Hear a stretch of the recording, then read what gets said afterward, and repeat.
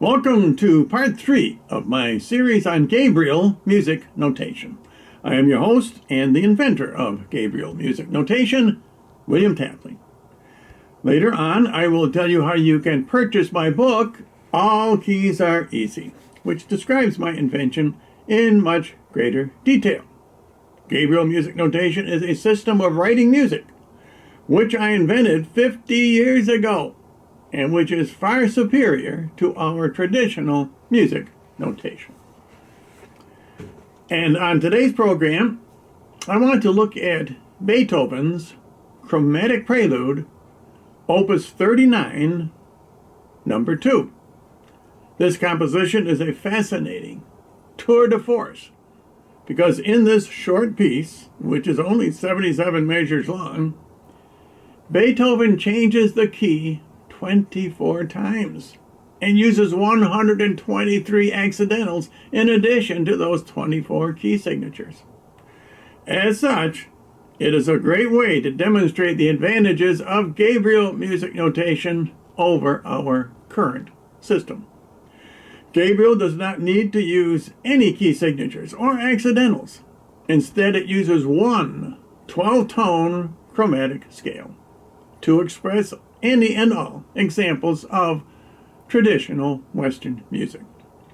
So now let's take a look at how Gabriel Music Notation simplifies even the very extreme example of the sight-reading nightmare, starting with the first 3 measures of Beethoven's Chromatic Prelude.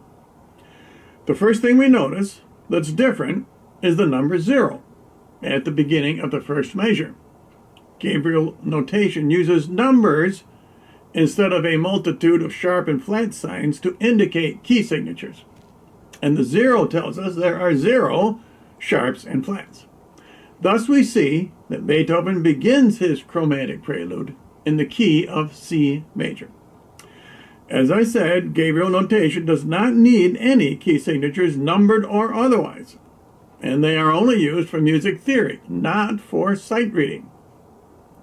In the next 3 measures, 4, 5, and 6, Beethoven already modulates into a new key, G major, which has 1 sharp, F sharp, as expressed by the black diamond-shaped note in the middle measure of this slide. The key change is indicated in measure 6 on the far right by the number 1 in front of a sharp symbol. G major is, as usual, the key indicated by 1 sharp. I should note, however, that the 1 sharp, which is the black diamond-shaped notehead in measure 6, is a C sharp. Now Beethoven continues in measures 7, 8, and 9 in the key of G major, or 1 sharp. Notice, by the way, that all rhythm symbols, such as the 4/4 rest signs in measure 8 at the center of your screen, remain unchanged in Gabriel Notation from traditional notation. Now in the next 3 measures, that is 10, 11, and 12, the composer changes key in each successive measure from 2 sharps to 3 sharps to 4 sharps. Can you imagine how difficult sight reading such a passage is in traditional notation? Here's where Gabriel Notation really shines.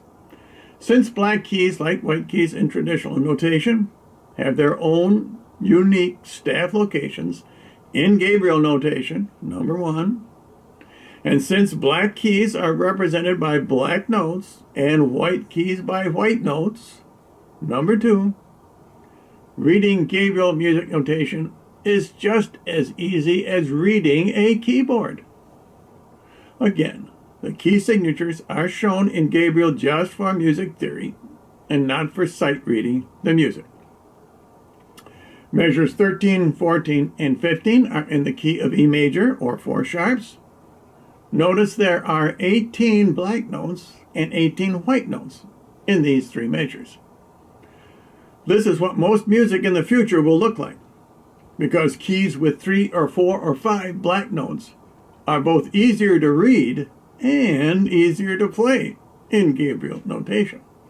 The only reason composers write out their music in C major or other keys with only a few sharps or flats is because those keys are easier to read in traditional notation, not because they sound any better, or because they are easier to play.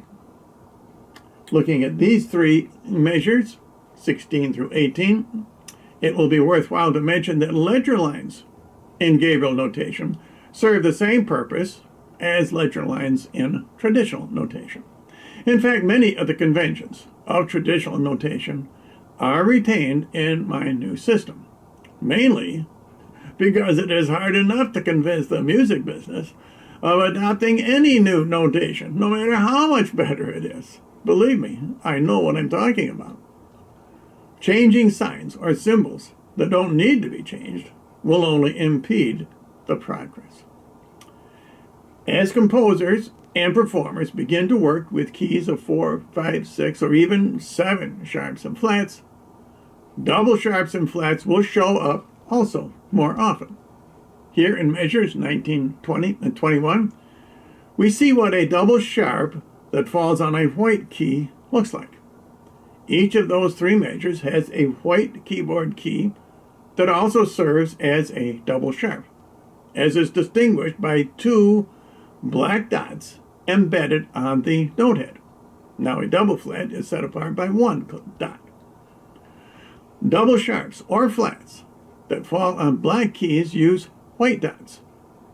Distinctions between sharps and flats are not necessary for equal temperament instruments like a piano, but are retained in Gabriel notation for the sake, as I say, of music theory, and because they are needed for some instruments that can make such distinctions. Next, let's compare measures 19, 20, 21, and 22 in both traditional notation at the top and Gabriel notation at the bottom. Notice how much more page space is taken up by traditional sharp and flat key signatures than by Gabriel notation key signatures. And don't forget, Gabriel can actually discard those key signatures, and since they are not required to read the notes.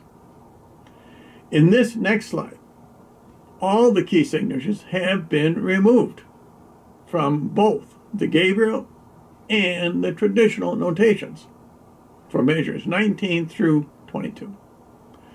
Taking away the key signatures proves to be a disaster for traditional notation, since 29 of those 36 notes cannot be played as expressed, but rather they must be modified by either a sharp or a flat accidental sign. In other words, you do not play what you see, but instead you must remember to play the key 1/2 step above the printed note in the case of sharps, or 1/2 step below the printed note in the case of flats. In other words, our traditional staff can only accurately register the white keys on a keyboard. As I've stated many times on these programs, now you know why sharps and flats are called accidentals. Notice there are 0 accidentals with Gabriel notation. With Gabriel Music Notation, as I often say, all keys are easy. With the next measure, number 22, Beethoven begins descending the chromatic scale, moving from 6 sharps in measure 20 to 5 flats here in measures 22, 23, and number 24. Although pianists may need some time to get used to black notes representing black keys and white notes representing white keys, don't forget the middle fingers of our hands fit the black keys better than the white keys. And since 60% of our fingers, figure it out, are middle fingers, the best proportion for playing and readability is probably 60 black keys to approximately 40 white keys. Now, many other basic conventions, such as notes rising and falling on the staff as their pitches rise and fall, and reading from left to right, as is as is the convention for any printed text in Western culture, these are retained in Gabriel Music Notation. Also retained are the familiar symbols for bass and treble clef signs, as well as the standard symbols for flats and sharps, even though they are not used in the body of music notated in Gabriel. The familiar 5-line staff, however, is eliminated and replaced by the much more readable 4-line Gabriel staff, which alternates between wide and narrow subdivisions. The narrow subdivisions at the top and bottom of the staff are 1 2/3 of a note head high, while the center, wider section is 2 1/3 note heads high. In measures 36 and 38, these two measures, there are 11 white notes and 12 black notes. The alternating wide and narrow subdivided staff, plus the alternating white and black note heads, all aid in immediate note recognition. In measures 39 and 42, Beethoven returns to the key of F major, 1 flat, even though there are 5 sharps and 4 flats indicated. This shows that key signature changes in this particular chromatic piano piece are somewhat arbitrary. Now, when I publish this piece in my next Gabriel book, I might just eliminate all key signatures, because, as I say, they are superfluous in Gabriel Music Notation. Measures 43 and 46. Notice again, in these measures, even though the key signature indicates 1 flat, there are 2 flats, along with 5 sharps in these 4 measures. Also, please notice the octave chord in the treble clef. In the last measure, the note head for G, which is at the top and bottom of the chord, is in the same staff location relative to the staff lines. In other words, G is always the note that is tangent to the top of the lower of the 2 lines which are closer together. This location for G stays the same, just like the locations of all other notes of the Gabriel chromatic scale throughout the staff and throughout all the various clefs of an 88-key keyboard. Finally, we see 3 measures, 47 through 49, which actually look like C major music. There are no so-called accidentals in either the bass or treble clefs. However, starting here with measure 52, Beethoven changes the key in 12 consecutive measures. This is a huge challenge for anyone reading the music in traditional notation. The performer must change his mindset with each measure and with each key change. But for anyone reading Gabriel notation, it is a piece of cake. Each measure in Gabriel notation that changes to a new key reinforces the learning process, because there is in fact only one chromatic key in Gabriel Music Notation. Measures 53 and 54 continue the rapid modulation excuse me, from 2 sharps to 3 sharps. Measure 55 is in 4 sharps, and measure 56 is in 5 sharps. Next, we see Beethoven start using fewer accidentals. Measure 57 is in 6 sharps, and measure 58 is in 5 flats. Beethoven begins subtracting accidentals, moving eventually from 5 flats back to C major. Measure 59 on the left is in 4 flats, and the next measure on the right, number 60, is in 3 flats. In measure 61, the key is B flat major, or 2 flats, and in measure 62, the key is F major, or 1 flat. 65 measures. In measures 63, 64, and 65, the chromatic prelude returns to the original C major.